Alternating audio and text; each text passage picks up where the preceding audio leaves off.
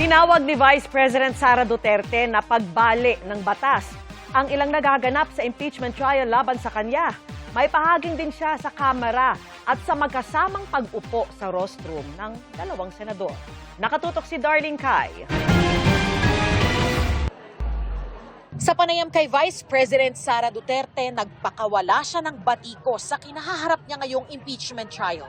Napaka-klaro naman yung bending the law dyan sa impeachment na yan. Ang sabi niya, bending the law o pagbali ng batas. Third impeachment. Kabilang sa mga pinatungkulan niya ang question niyang impeachment proceedings sa Kamara. Petisyong ibinasura na ng Korte Suprema dahil moot na ang issue.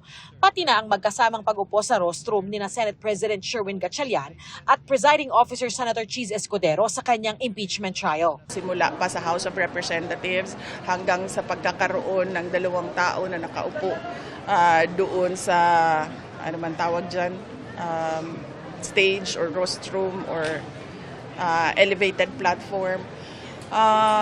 Hindi na kailangan guluhin ang impeachment dahil magulo na siya sa bending the law. Tumangging magkomento si Duterte sa pagbasura ng Korte Suprema sa kanyang petisyong kumwestiyon sa proseso ng Kamara sa pag-impeach sa kanya. Pero naghayag siya ng pagkatuwa sa ipinapakitang performance sa kanyang defense team. Nagpapasalamat lang talaga ako dahil merong mga abogado na tinanggap ang aking kaso at they are diligent and passionate enough to defend me.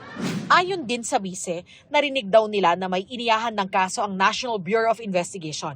Hindi malinaw kung tungkol saan pero matatanda ang iniimbestigahan ng NBI ang umano'y banta ng bise sa buhay ni Pangulong Bongbong Marcos. Usaping bahagi ng mga akusasyon sa kanyang impeachment trial.